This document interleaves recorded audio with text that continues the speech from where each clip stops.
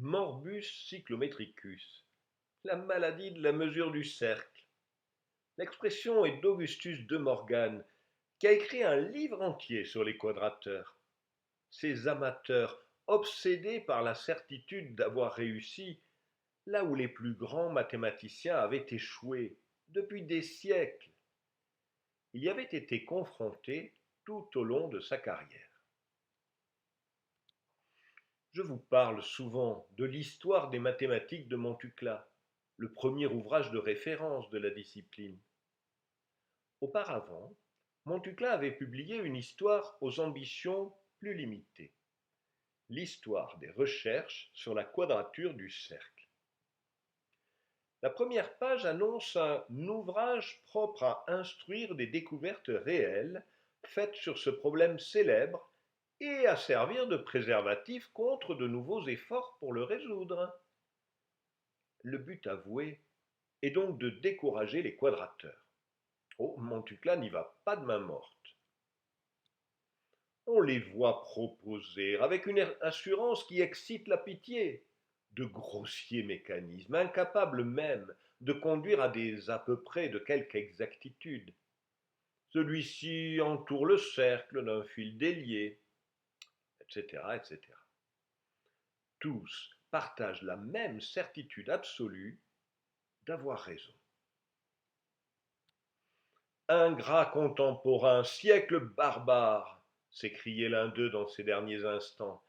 Je voulais vous enseigner la plus belle découverte qui ait jamais été faite. Je voulais vous désabuser des erreurs grossières dont vous portez le joug. Vous m'avez rebuté. Eh bien, je sortirai de ce monde sans l'éclairer. Effectivement, il mourut sans faire part de son précieux secret, et les géomètres n'ont pas eu la complaisance de le regretter.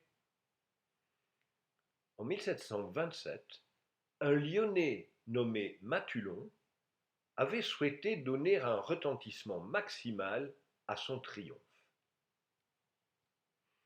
Par-devant Pierre Vernon et Jacques Vinière, notaires à Lyon, sous-signés, est comparu Jacques Matulon, docteur en médecine, résident à Lyon, lequel, pour raison ci-après, a déposé entre nos mains la somme de 3000 livres en 125 louis d'or de 24 livres pièce, pour être remise et payée à qui démontrera publiquement que le sieur Matulon a donné dans l'erreur au sujet de la quadrature du cercle qu'il prétend avoir trouvée, et dont il dit avoir donné plusieurs démonstrations dans deux brochures qui furent imprimées à Paris, l'une au mois de mai 1726 et l'autre au mois de décembre de la même année.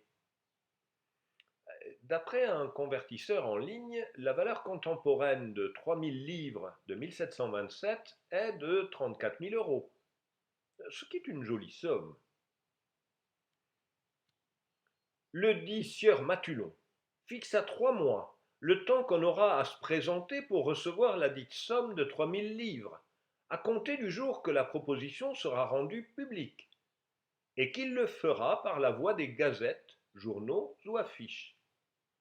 Ouf, la réponse n'avait pas traîné. Monsieur Nicole, de l'Académie royale des sciences, lut à cette académie le samedi 23 août un mémoire dans lequel il donne une méthode pour découvrir l'erreur de toutes les prétendues solutions du problème de la quadrature du cercle, et en particulier celle qu'a donnée monsieur Matulon. Ben oui, depuis le siècle précédent, on disposait d'encadrements de pi avec une précision de l'ordre de 10-30. Nicole avait tout simplement fabriqué une table des encadrements de pi obtenus par la méthode d'exhaustion suivie par Archimède. Il suffisait de vérifier que la prétendue quadrature était en dehors d'un de ces intervalles pour démontrer sa fausseté. La suite a pris 18 mois de procédure judiciaire. Jugement rendu en la sénéchaussée de Lyon contre monsieur Matulon, en faveur des pauvres du grand hôpital et hôtel-Dieu de Notre-Dame de Pitié du Pont-du-Rhône de Lyon. Et l'article précise que monsieur Nicole de l'Académie royale des sciences ayant cédé par acte passé par devant notaire aux pauvres de notre hôpital ses droits sur la somme de 3000 livres déposée par le sieur Matulon, messieurs les directeurs de notre hôpital ont fait assigner le sieur Matulon, lequel ayant refusé de consentir à la délivrance de la somme déposée, et la contestation ayant été portée à la sénéchaussée de Lyon, ce tribunal ordonne que la somme de 3000 livres déposée par le sieur Matulon sera délivrée au directeur du dit hôpital, et condamne en outre le sieur Matulon aux dépens. Croyez-vous que l'affaire Matulon, qui avait fait un certain bruit, aurait pu décourager quiconque? Un quart de siècle plus tard.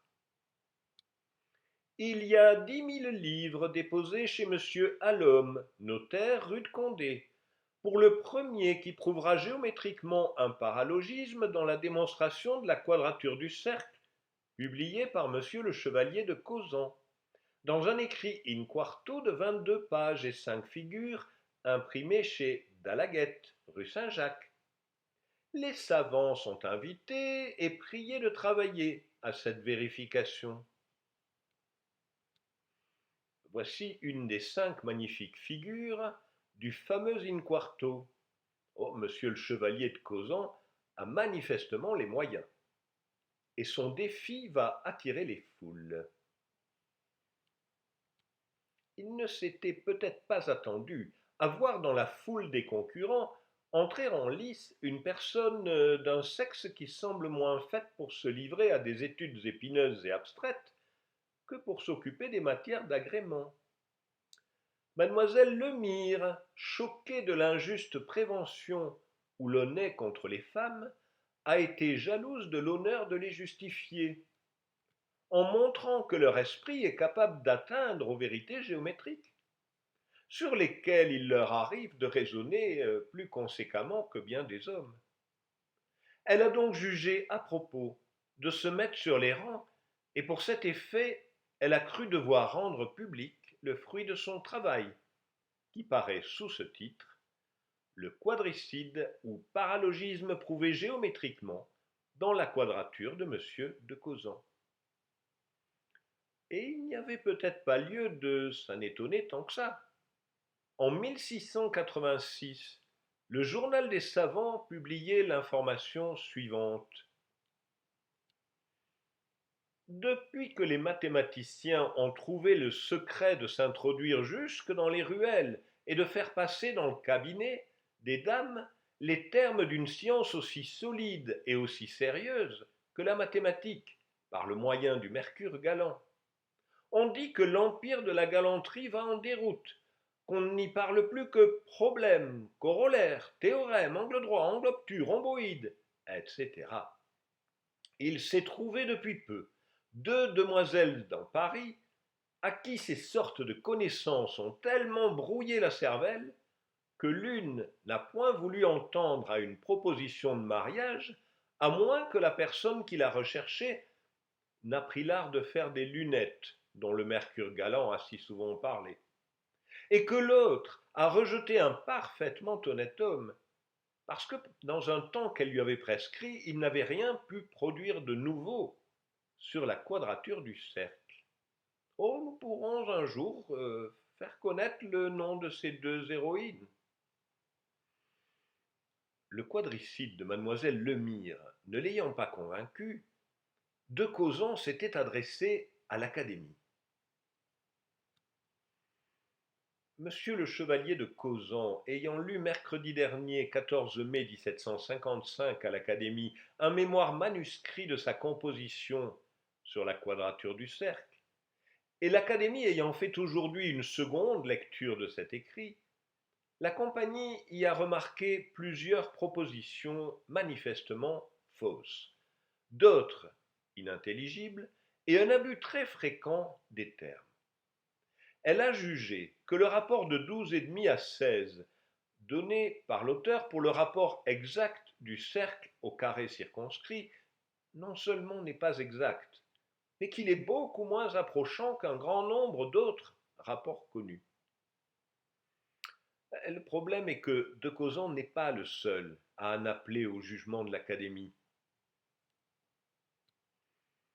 Ceux de la seconde classe ne manquent guère de fatiguer les géomètres et surtout les académies par leur importunité à solliciter l'examen et le jugement de leurs prétendues découvertes.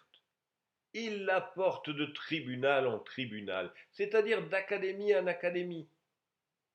Eh oui, mais les académiciens commencent à en avoir assez. À partir des années 1730, le nombre des mémoires sur la quadrature du cercle s'est mis à augmenter. Il y en a désormais plusieurs par an, et cela fait beaucoup de temps perdu.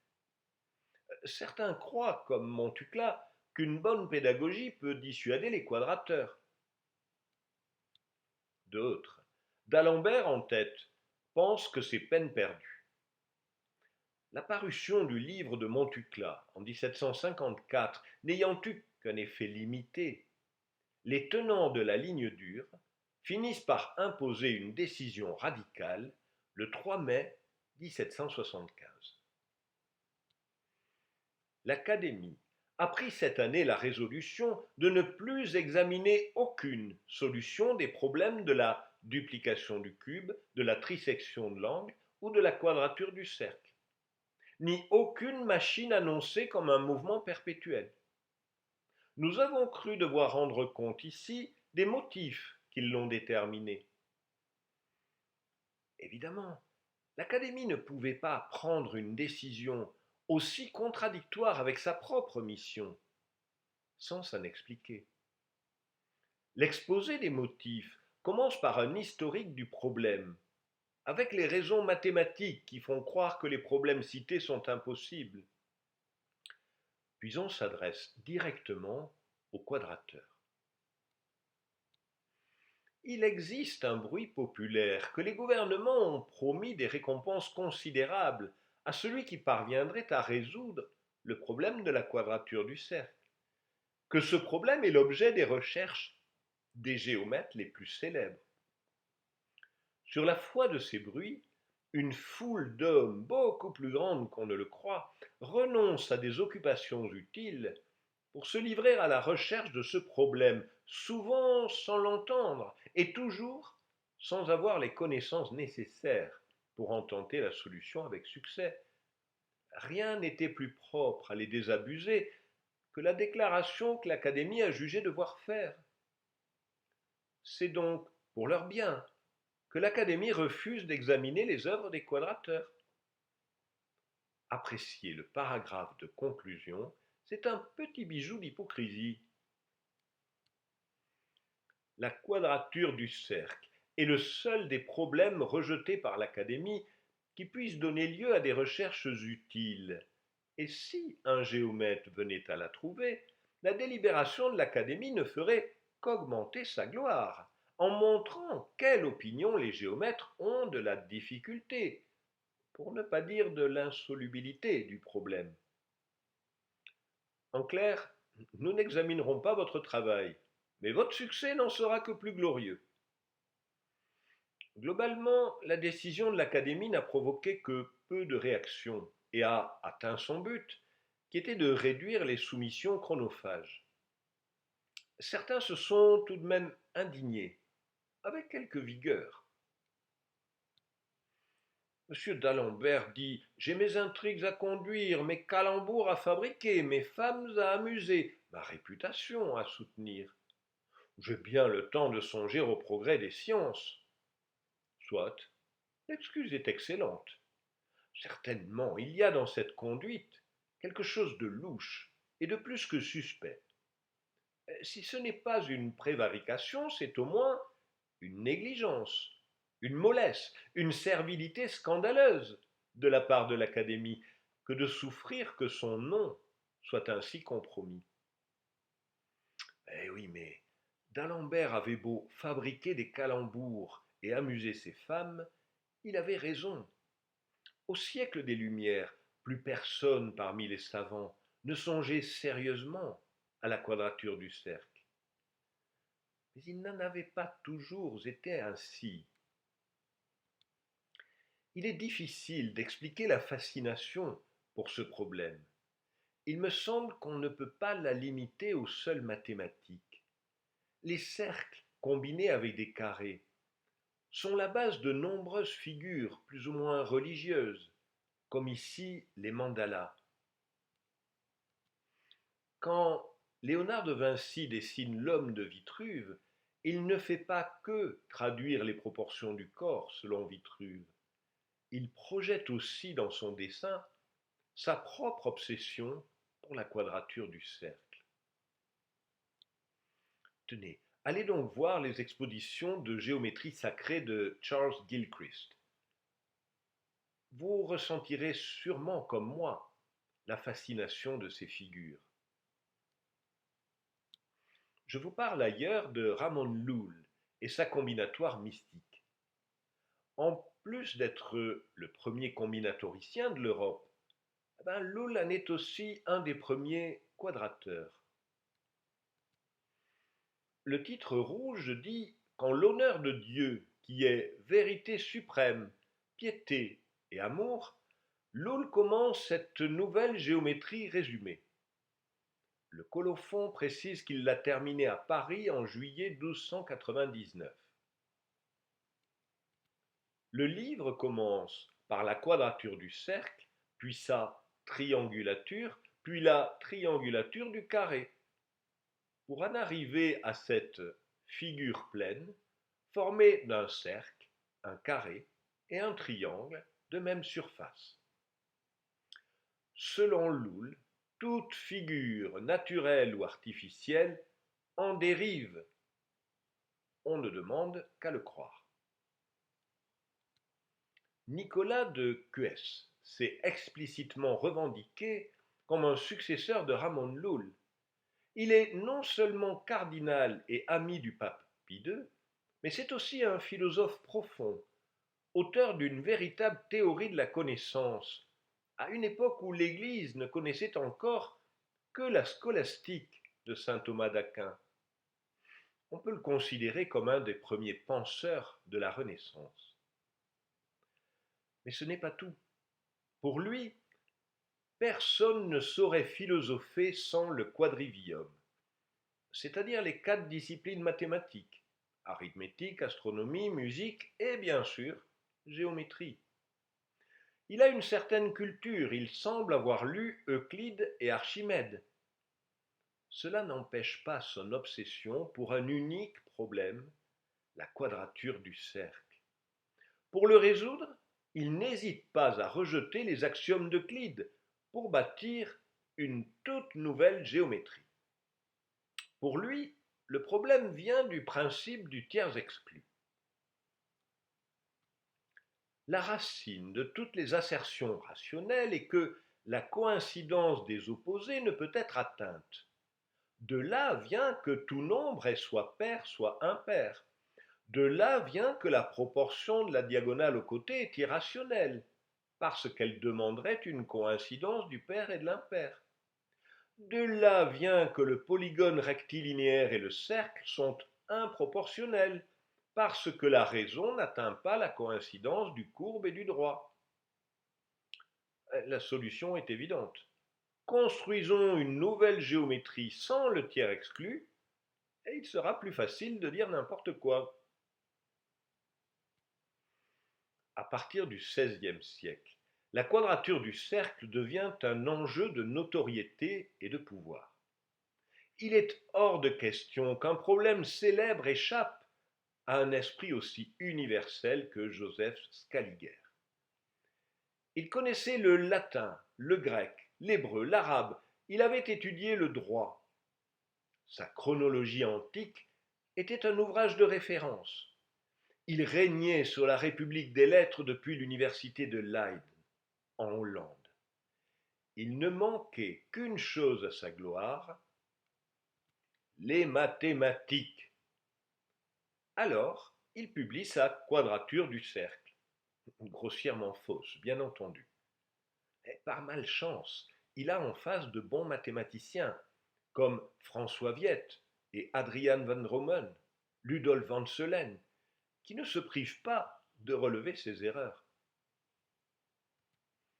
Il y a aussi Jean Érard de Bar-le-Duc, l'ingénieur militaire du roi Henri IV. Il prend la peine de publier une réfutation de quelques propositions du livre de M. de Lescale, dont il montre l'absurdité en quelques lignes. Dans sa dédicace, il dit écrire pour défendre le traité de géométrie que j'ai naguère dédié à votre majesté, dans lequel il y a quelques démonstrations d'Archimède, qui seraient pour la plupart très fausses, si les propositions du dit sieur de Lescale étaient certaines. Et, parlant de Scaliger, il est vertueux et plein d'humanité. Cela m'assure qu'il ne prendra point en mauvaise part cet écrit. Là, Érard se montre un peu optimiste. Le dit sieur Érard se trompe bien fort quand il pense que c'est fait de ma quadrature et qu'il faut la pendre au croc. Je suis mari quand la 5e et 6e du premier j'ai rêvé. Mais malgré cela, tout ce que j'ai voulu faire du cercle est très bien démontré, et nous le démontrerons encore mieux, s'il plaît à Dieu. Et quelques mois plus tard, je suis très marri de m'être hâté pour l'édition de mes Cyclométricas, car si j'avais un peu temporisé, je n'aurais pas donné de prise sur moi aux querelleurs, qui sont plus disposés à reprendre qu'à comprendre. J'ai trouvé la quadrature, mais je l'ai su si bien démontrer qu'il n'y eut rien à redire. Je vous envoie un écrit, lequel, à mon avis, rompra le col aux médisants. Il ne faut qu'une grenouille pour faire crier les autres, mais aussi il ne faut qu'une pierre pour les faire taire. Dans le même style, je passe charitablement sur Athanase Kircher. J'ai déjà consacré toute une histoire à vous faire rire à ses dépens, ne l'accablons pas. Venons-en à Thomas Hobbes. De nos jours, il est connu pour la première réflexion sociologique et politique sur la constitution d'un État. Il en a une vision très moderne qui, par certains côtés, anticipe les discours du siècle des Lumières. Évidemment, son modernisme le fait suspecter de toutes sortes de déviances religieuses et même d'athéisme. Face à lui se trouve John Wallis, mathématicien officiel de l'université d'Oxford, très orthodoxe dans ses convictions politiques et religieuses. Wallis n'attend qu'une occasion pour s'en prendre à Hobbes. Cette occasion, Hobbes la lui fournit en s'attaquant à la quadrature du cercle, alors qu'il n'est qu'un amateur en géométrie. Son biographe, qui est aussi un de ses meilleurs amis, ne le cache pas. Il ne connut pas la géométrie avant ses 40 ans. Cela se produisit fortuitement. Alors qu'il était dans une bibliothèque, les éléments d'Euclide s'y trouvaient ouverts à la page de la 47e proposition du livre 1, c'est-à-dire le théorème de Pythagore. Il lut la proposition. Par Dieu, s'exclama-t-il, c'est impossible. Alors il lut la démonstration, qui le renvoya à une autre proposition, qu'il lut aussi. Et de fil en aiguille, il fut finalement convaincu de cette vérité. Ceci le rendit amoureux de la géométrie. Ah, c'est touchant, mais Wallis n'y est pas sensible. Je suis en ce moment sur un nouveau travail, presque aussi dur que de faire comprendre une démonstration à M. Hobbes. Cela consiste à enseigner à une personne sourde et muette à parler et comprendre une langue. Si elle était capable de l'un, l'autre serait plus facile. Mais ne savoir ni l'un ni l'autre rend les deux d'autant plus difficiles. Hobbes n'est pas homme à se laisser faire. Il publie 6 leçons aux professeurs de mathématiques. En premier, du 7e au 13e chapitre de mon livre, j'ai rectifié et expliqué les principes de cette science. C'est-à-dire que j'ai fait ce pourquoi le docteur Wallis reçoit son salaire. et s'adressant directement à lui, si les écoles n'avaient pas dérangé votre esprit, vous n'auriez jamais été assez stupide pour ne pas voir la faiblesse de telles objections. Celles que vous ajoutez à la fin de vos objections à ce 8e chapitre, que je n'accepte pas l'axiome d'Euclide que le tout est plus grand que la partie, vous savez bien qu'elle est fausse. Cela a duré sur ce ton pendant plus de 20 ans. Pourtant, avant de se lancer dans la géométrie, Hobbes avait fait preuve d'un certain réalisme.